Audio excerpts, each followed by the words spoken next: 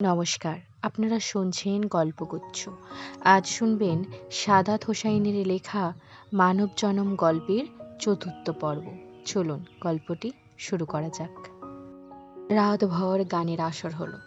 আসরে আলো ছড়ালো ঢাকা থেকে আসা সেই অচেনা তরুণীর নাম হেমা।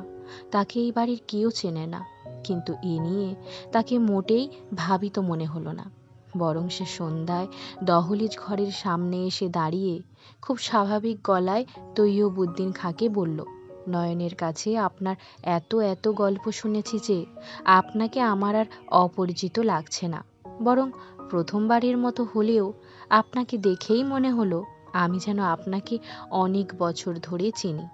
আপনি ফতেহপুরের বিখ্যাত তৈয়বউদ্দিন খাঁ, তাই না? তৈয়বউদ্দিন খাঁ সরু চোখে তাকালেন। তরুণী আরও কিছু বলতে যাচ্ছিল, কিন্তু তিনি তাকে সেই সুযোগ দিলেন না।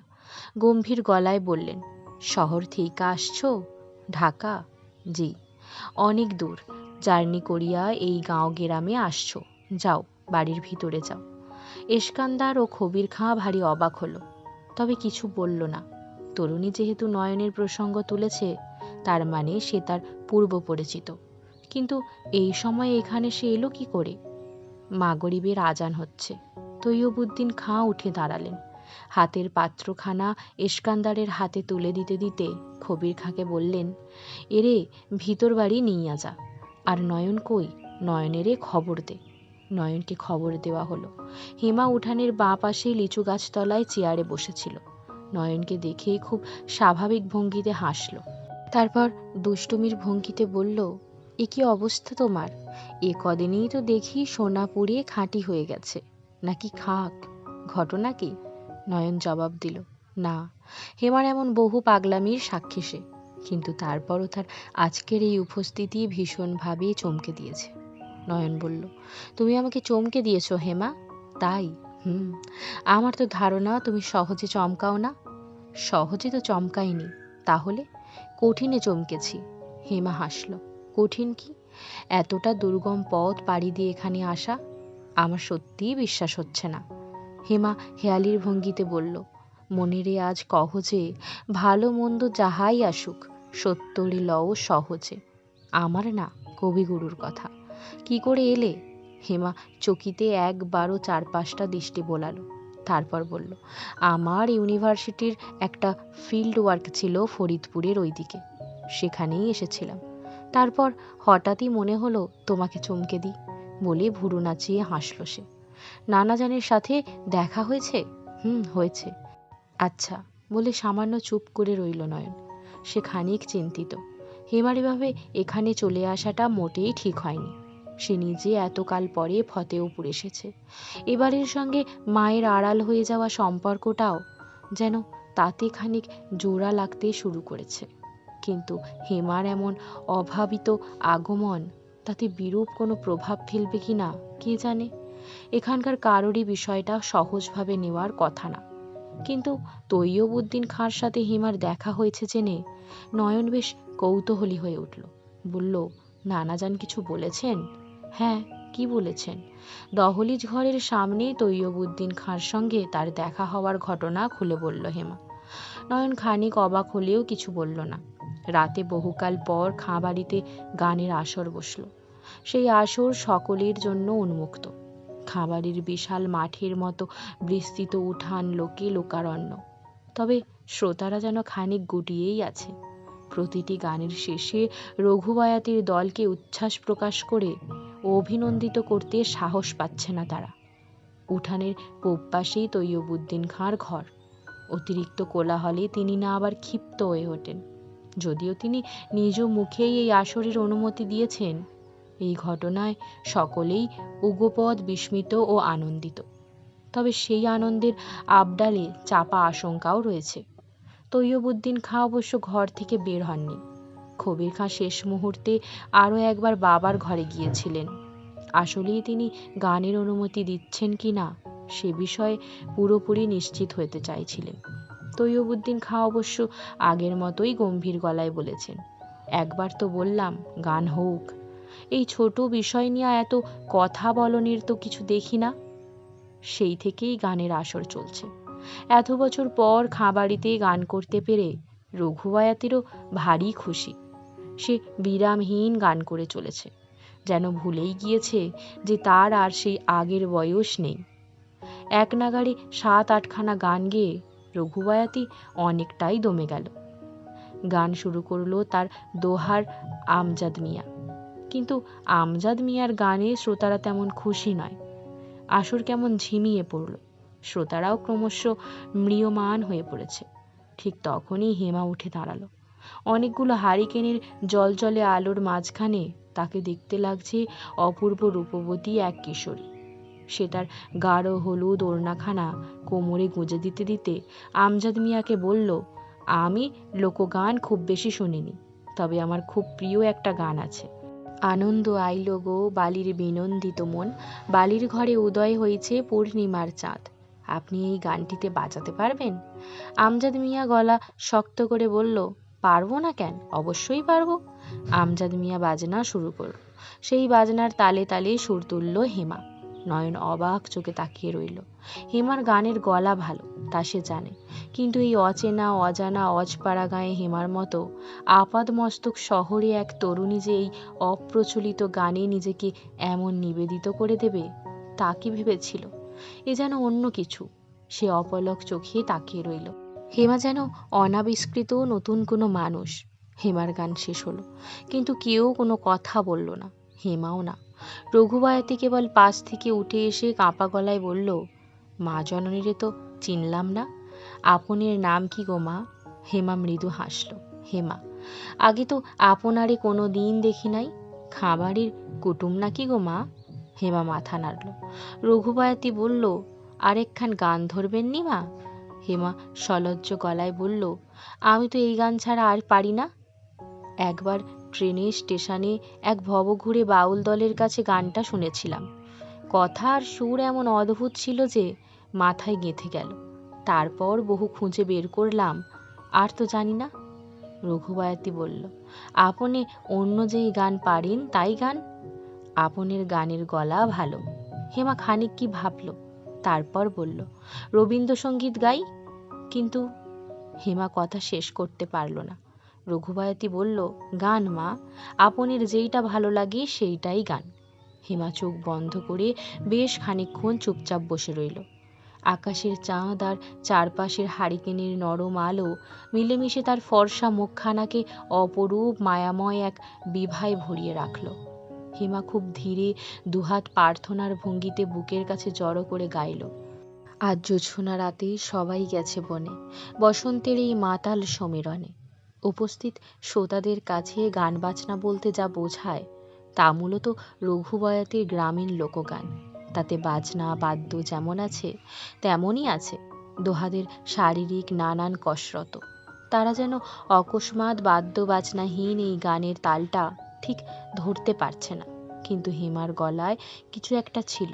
চাঁদের আবছা আলোয় তার খালি গলায় গাওয়া গান বিষণ্ণ সুর হয়ে উপস্থিত দর্শকদের বুকের ভেতর এক অচিন পুরীর গভীর বিষাদ ছড়িয়ে দিতে লাগলো। হেমা থামতেই রঘুবয়াতি আবার গান ধরল। দর্শক শ্রোতারা আবার মেতে উঠল পরিচিত কণ্ঠ আর বাদ্যের তালে। কিন্তু এই সুযোগে সকলের অগোচরে হেমা বেরিয়ে এলো বাইরে। অপার্থিব মায়াময় একটা জোছনায় ছেয়ে আছে চারপাশ। সেই জোছনা গাছের পাতার ফাঁক গুলিয়ে পড়ছে মাটিতে, এঁকে দিচ্ছে নানান রকম নকশা। সে সেই জোছনার নকশার ভেতর দিয়ে হেঁটে এসে ঢুকে গেল বাড়ির দক্ষিণ দিকের বাগানের ভেতর। গত কদিনে বৃষ্টি না হওয়ায় মাটির স্যাঁতস্যাঁতে ভেজা ভাবটা এখন আর নেই, বরং অনেকটাই খটখটে শুকনো। হেমা যেখানে এসে দাঁড়ালো সেখানে দীর্ঘকাল এক চাম্বুল গাছ শটান দাঁড়িয়ে আছে। তারপরেই দিগন্ত প্রসারিত ফসলের মাঠ, সেখানে ভরা বর্ষার থই থই জল, সেই জলে তীর তীর করে কাঁপছে। জোছনার আলোয় কম্পমান সেই জলের ঢেউগুলো দেখে মনে হচ্ছে শিল্পীর কল্পনার তুলিতে আঁকা অবাক কোনো নকশা। হেমা সেই জলের ঢেউয়ের দিকে অপলক তাকিয়ে রইল। বিস্তৃত জলরাশির বুকে অসংখ্য ক্ষুদ্রাতি ক্ষুদ্র সেই ঢেউয়ের মাথায় চিকচিক করে জ্বলছে জোছনা। সেই জল আর জোছনায় ডুবে গিয়ে হেমা দীর্ঘকায় চাম্বুল গাছটার হেলান দিয়ে দাঁড়িয়ে রইল দীর্ঘ সময়, স্থির অবিচল। তারপর হঠাৎ করেই আবিষ্কার করলো তার গাল বেয়ে নেমে আসছে উষ্ণ জলের ধারা। কাঁদছে সে, কিন্তু কেন কাঁদছে? কি এমন দুঃখ তার, যে দুঃখের কথা সে কাউকে বলতে পারছে না? অচেনা অজানা এক গাঁয়ের বিস্তৃত জলরাশির কাছে দাঁড়িয়ে এই অদ্ভুত অপার্থিব জল আর জোছনার কাছে এসে তাকে কেন এমন করে কাঁদতে হচ্ছে? কি এমন দুঃখ সে সযত্নে পুষে রেখেছে বুকের গহীন কোণে? কে জানে, হয়তো মানুষের গভীর দুঃখগুলো এমনই। সে তার পুরোটা জীবন জুড়েও জানে না কার কাছে সে তার সেই দুঃখের কথা কইবে, কার কাছে সঁপে দেবে এই লুকানো একান্ত অনন্ত দুঃখ গাথা। নয়নকে যে কখন তার পেছনে এসে দাঁড়িয়েছে টেরই পায়নি হেমা। কাছেই কোথাও ডানা ঝাপটে উড়ে গেল নাম না জানা নিশাচর কোনো পাখি। তার শব্দে ঘুরে তাকালো হেমা। নয়নকে হঠাৎ দেখে কেমন আড়ষ্ট হয়ে গেল সে। তারপর নিজেকে সামলে নিয়ে বলল, তুমি এখানে? গান শেষ? নয়ন জবাব দিল না। স্থির তাকিয়ে রইল হেমার চোখে। হেমা খানিকটা সামনে এসে তার মুখোমুখি দাঁড়ালো। তারপর বলল, চলো ভেতরে যাই। সবাই কি ভাববে? কিছুই ভাববে না বলে হাসল নয়ন। কিছু ভাববে না? অবাক গলায় বলল হেমা। কেন? নয়ন খানিক সময় নিয়ে কি ভাবল, তারপর বলল, নানাজান আমার মাকে অসম্ভব পছন্দ করেন। পৃথিবীতে আর কোনো বাবা তার মেয়েকে এতটা ভালোবাসেন কিনা আমার জানা নেই। তবে নানাজান হলেন সেই মানুষ যিনি সারাক্ষণ তার চারপাশের মানুষের ওপর রাগ, ক্ষোভ, ক্রোধ প্রকাশ করেন, কিন্তু কখনোই ভালোবাসা প্রকাশ করতে পারেন না। এই ধরনের মানুষের বাইরের দিকটা হয় শুকনো, খটখটে, কঠিন। সবাই কেবল সেটাই দেখে, কিন্তু তাদের বুকের ভেতর লুকিয়ে থাকে মমতাটা কেউ দেখতে পায় না। এটা কেন বলছো? মা তো বহু বছর এখানে আসে না, নানাজানের সঙ্গে কোনো যোগাযোগও নেই। তাই এতকাল পর আমাকে কাছে পেয়ে নানাজান কি করবেন ভেবে পাচ্ছেন না। না হলে এ বাড়িতে গান বাজনা করে সেই সাধ্য কার? তারপর ধরো, এই যে তুমি একটা অচেনা অজানা মেয়ে এভাবে এখানে এলে, অথচ কেউ কিছু বলল না। বিষয়টা ভাবতে পারো? এই ঘটনায় যদি আমি না হয়ে অন্য কেউ যুক্ত থাকতো, তাহলে এতক্ষণে এ বাড়িতেই তুলকালাম ঘটে যেত। বলে সামান্য থামল নয়ন। তারপর মৃদু হেসে বলল, সুতরাং এখানে আমরা রাত পার করে দিলেও কেউ কিচ্ছু বলবে না। আমি তো বলার কথা কিছু বলিনি নয়ন। তাহলে বলেছি ভাবার কথা। মানে, বলা না হয় আটকানো যায়, কিন্তু ভাবনা আটকানোর কি কোনো উপায় আছে? নয়ন হঠাৎ গম্ভীর গলায় বলল, কি হয়েছে তোমার? কি হবে? পাল্টা প্রশ্ন করল হেমা। সেটা তো জানতে চাইছি। এই যে এমন হুট করে গ্রামে চলে এলাম, তাই? এমন করে আসাটা তোমার জন্য অস্বাভাবিক কিছু না, কিন্তু কোথাও যেন কিছু একটা গরমিল। হেমা হাসল। গরমিল? তুমি গরমিল টের পাও? পাই। কিভাবে পাও? না পেলে গানের আসর ছেড়ে তোমাকে খুঁজতে খুঁজতে এখানে চলে আসতাম। এটা তো খুব সামান্য ঘটনা, স্বাভাবিক, সহজ। আমাকে হঠাৎ দেখতে না পেলে তুমি তো খুঁজবেই। এই সহজ গরমিল সকলেই টের পায়, কিন্তু জটিল আর অদৃশ্য গরমিলগুলো সবাই টের পায় না। তুমি পাও? নয়নের পাল্টা প্রশ্নের সাথে সাথেই জবাব দিল, না হেমা। সে দীর্ঘ সময় চুপচাপ দাঁড়িয়ে রইল, যেন স্তব্ধ সময়। কাছে কোথাও শুকনো পাতায় সরসর শব্দ তুলে নেমে গেল নিশাচর কোনো প্রাণী। জলের ভেতর টুক করে শব্দ তুলল কোনো মাছ। সেই শব্দের উৎস হতে অজস্র ঢেউ ছড়িয়ে পড়তে লাগলো জলে, তারপর আবার মিলিয়ে গেল। হেমা সেই মিলিয়ে যাওয়া ঢেউয়ের দিকে তাকিয়ে খুব নরম কিন্তু স্পষ্ট গলায় বলল, হ্যাঁ পাই। কি পাও? জটিল অদৃশ্য গরমিল। কেমন সেটা? হেমা দীর্ঘশ্বাস ফেলে প্রসঙ্গ পাল্টালো, তুমি কি আপাতত আর ঢাকায় ফিরবে না? ঢাকায় ফিরবো না কেন জানি না, তবে আমার কেন যেন মনে হচ্ছে তুমি এখানে এমনি এমনি আসোনি, কোনো বিশেষ উদ্দেশ্যে এসেছো, এবং সেজন্য তুমি এখানে দীর্ঘ সময় থেকে যাবে। নয়ন যেন এই কথায় খানিক চমকালো, বলল, এমন কেন মনে হচ্ছে? হয়তো আমার বোঝার ভুল বলে, বলল হেমা। তবে আমি দীর্ঘদিন থেকেই টের পাচ্ছিলাম ভেতরে ভেতরে কিছু একটা চলছে তোমার। প্রথম প্রথম ভাবতাম তুমি নিজ থেকেই আমাকে বলবে, কিন্তু বললে না। এরপর জিজ্ঞেস করলাম, তাও বললে না, এড়িয়ে গেলে। তখন বুঝলাম তুমি বিষয়টি নিয়ে আমার সঙ্গে কথা বলতে চাও না। এ কারণে পরে আর ইচ্ছে করেই ঘাঁটাইনি। ফুরফুরে হাওয়ায় কাঁধের ওপরের চুলগুলো এসে বারবার মুখ ঢেকে দিচ্ছিল হেমার। সে খানিক থেমে আলগোছে মুখের ওপর থেকে চুলটা সরালো। তারপর বলল, প্রত্যেকটা মানুষের নিজের খুব একার আলাদা একটা জগৎ থাকে। সেই জগতে সে ছাড়া আর কারোরই কোনো প্রবেশাধিকার থাকে না। আমি তাই তোমার সেই জগতে অনধিকার প্রবেশ করতে চাইনি। বলে দুপা সামনে এগিয়ে জলের কিনারে দাঁড়ালো সে। তারপর বলল, কিন্তু তোমার ফাইনাল পরীক্ষার আগে থেকেই তুমি হঠাৎ অস্থির হয়ে যাচ্ছিলে। তোমাকে আগে কখনো এইভাবে রাগতে দেখিনি আমি। কিন্তু সেই তুমি হুটহাট রেগে যেতে থাকলে, যার তার সঙ্গে যখন তখন দুর্ব্যবহার করতে শুরু করলে, আর কেমন অন্যমনস্ক হয়ে থাকতে সব সময়। ফোনে কথা বলার সময়ও কেবল একা আমিই বলে যেতাম। প্রথম প্রথম বুঝতে পারতাম না যে তুমি আমার কথা শুনছো না। পরে বুঝলাম যে তুমি কেবল ফোন কানে চেপে ধরে বসে থাকো, কিন্তু কিছুই শোনো না।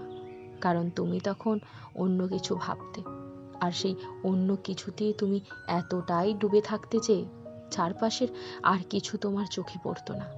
তখন তোমার জন্য কি যে অস্থির লাগতো আমার, কিন্তু কিছুই করার ছিল না। কারণ তুমি প্রতি মুহূর্তে একটু একটু করে এত বেশি দূরে চলে গিয়েছিলে যে আমার একার পক্ষে ওই দূরত্ব ডেঙানো কিছুতেই সম্ভব ছিল না।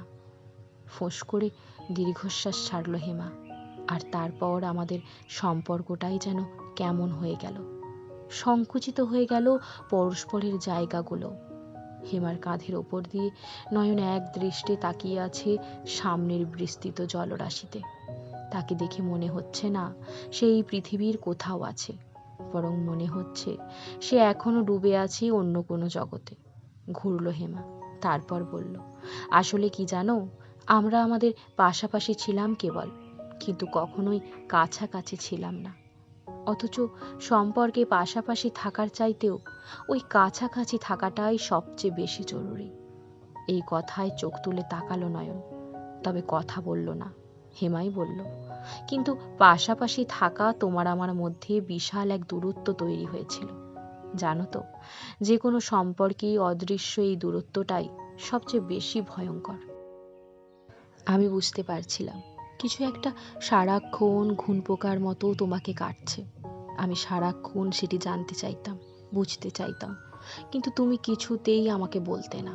বরং আমাদের মাঝখানে ক্রমশ শক্তিশালী অদৃশ্য একটা দেওয়াল তৈরি করে দিলে তুমি। আর আমার একার পক্ষে ওই দেওয়াল টপকানোর সাধ্য ছিল না। হেমা থামলেও কথা বলল না নয়ন। তাকিয়ে রইল নির্নিমেষ। একটা অস্বস্তিকর নীরবতা যেন আষ্টে পৃষ্ঠে জড়িয়ে ধরেছিল তাদের। হেমা নয়নের কাঁধ ছুঁয়ে বলল, তুমি আমাকে শুনতে পাচ্ছ নয়ন? নয়ন ধীর মাথা নাড়ল, শুনছি। আমি তোমায় বিরক্ত করছি না তো? নয়ন আবারও মাথা নাড়ল, না। হেমা এক পা এগিয়ে এসে নয়নের গা ঘেঁষে দাঁড়ালো।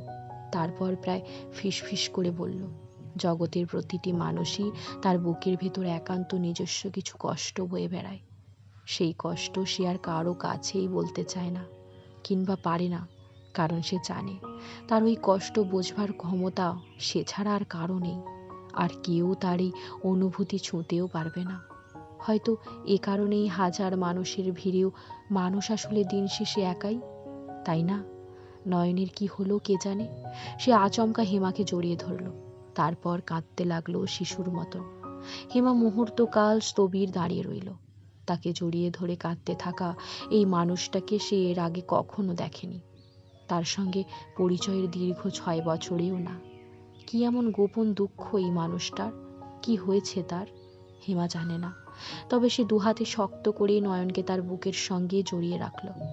আচ্ছা, ক্রন্দনরত ওই মানুষটাকে জড়িয়ে ধরে সে নিজেও কি কাঁদছে? কেন কাঁদছে?